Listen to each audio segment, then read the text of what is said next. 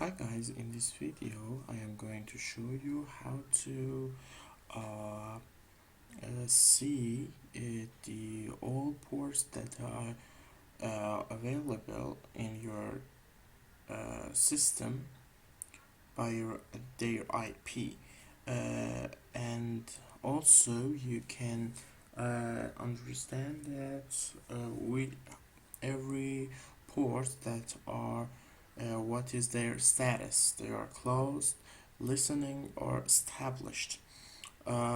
This uh, command used when you want to troubleshooting your system or a malware that is in your system and you're searching for it. It is very practical and useful.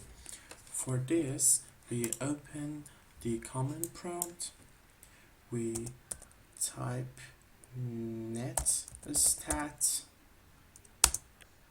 dash an.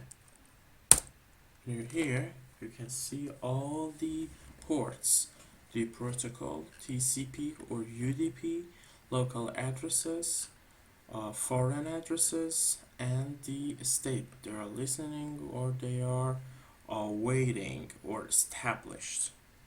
I hope you enjoyed this video. Please like this video and subscribe our channel. Thanks for watching. See you next time.